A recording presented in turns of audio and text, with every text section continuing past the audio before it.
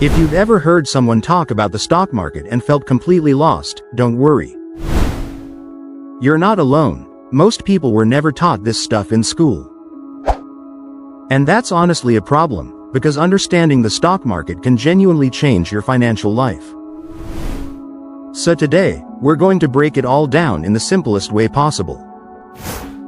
Let's start from the very beginning. What actually is the stock market? Think of it this way. When a company wants to grow, it needs money. So instead of just borrowing from a bank, it can sell small pieces of itself to the public. Those small pieces are called stocks or shares.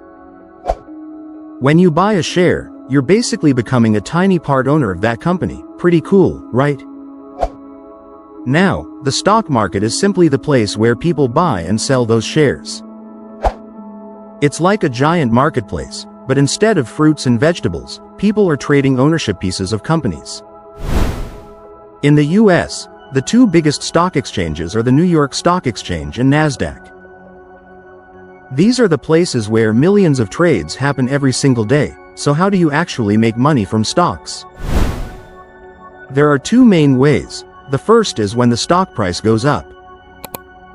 Let's say you buy a share for $10 and later it's worth $15. You just made $5 profit. Simple as that. The second way is through dividends. Some companies share a portion of their profits with shareholders regularly.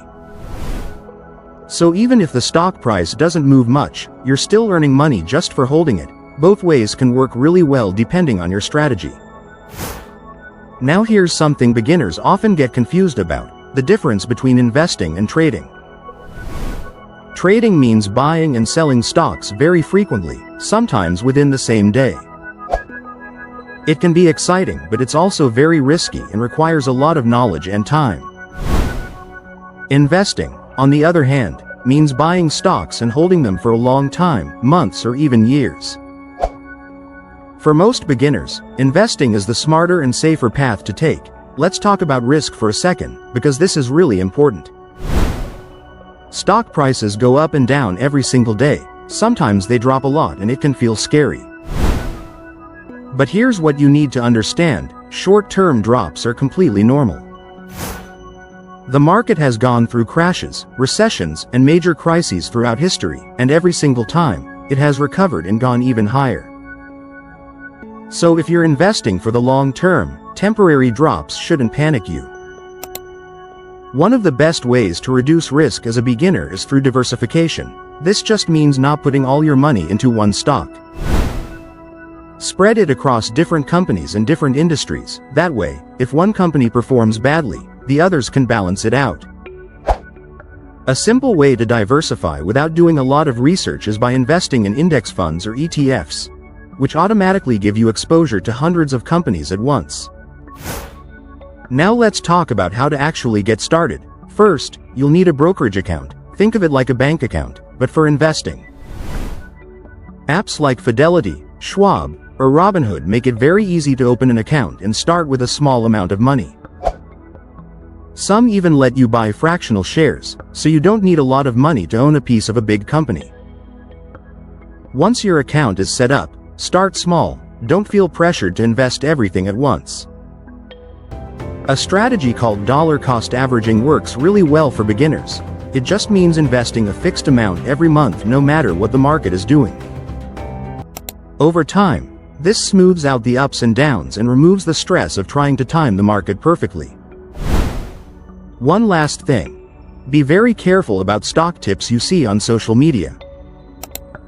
People online love to hype up certain stocks and make it sound like easy money. Sometimes they're wrong. Sometimes they're actually manipulating the price. Always do your own research and think long term. The stock market rewards patience more than anything else.